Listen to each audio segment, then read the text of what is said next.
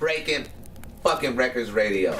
So, can you tell us about your label, Goonsick Music, and what can we hope to be expecting from you in terms of releases in the future? Well, first of all, the name of Goon Music, our label, was put together by the constellation of the Snowgoons and Signature before he actually even came into the crew.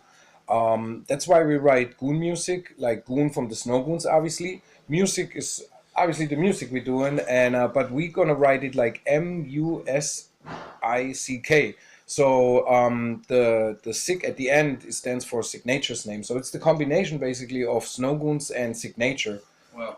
Combined in Goon Music, the name we spell it out. Okay, so it's a bit more deeper than just... Yeah, exactly, People just might like think a that name, you just yeah, spell yeah. it like graffiti or something. Right, nah, it's yeah. to represent signature as well. Exactly, and like I said, the idea of that spelling was before even Signature was officially in the Snowgoons, because he came into the crew. I mean, we go back with Signature since the second album though, but before he became an official member of the Snowgoons, couple years, like we had this idea, you know, to create a label, our own label. And then the second thing about Goon Music is basically we never really wanted to be a label, like a label in the classic sentence, meaning like we signing artists and just putting out records. It was more or less a startup and a jump off for our own, basically we want to use it as our own platform, you know. Yeah. Like we want to have Goon Music representing the Snowgoons basically, and like I said, not a regular label who putting out like random artists. Was that because of like maybe I know sometimes artists get frustrated when they're dealing with major labels and stuff. Is that because you want more control and be able to put out a more like a pure product representing yourselves? Like, yeah, exactly.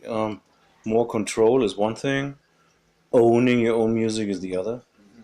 That's a big difference as well. And you know, like we played around with it, like that was a side story, but it's kind of interesting. You know, we sampled some stuff and hooked up with that band, a band from the 70s, had like a big Billboard top 10 hit. You know, we hit them up. These guys must have been like what, like 65, 70 years old, still active on Facebook. So we hit them up and they said, "Hey, send over the track, you know, track with Master Ace."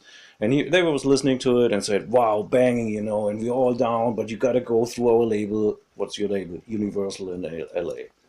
So we hit up Universal, over 40 years old, and you know, all about the money, ridiculous sample stuff, you know. So we said we just leave it alone. And when we talk to these guys again, and they're in their 70s, and they say, whatever we did 40 years ago, we don't own. Universal still owns everything. Wow. So it makes you think about... See, and this was something like, wow, we did the right move, you know. No matter what, no matter how big the sales were, you know, if you're on a creative end, and you're creative and doing your own music, it should someday be your music. And not you're just giving something away like a product you're selling, you know. Yeah.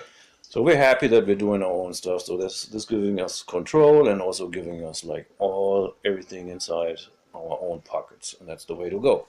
It's a really cool like first-hand way to feel reassured on that too. Yeah, it's inspiring for other artists to have successful hip hop artists out there that are independent and have control of their own music, because it makes people believe that they can still go and do that. So like, peace to the Snowgoons to just like flying the flag for like independent music. Being in control of their own stuff, so hopefully when they're 70 they can look back and they're still going to own their own music. They're not going to be having any regrets.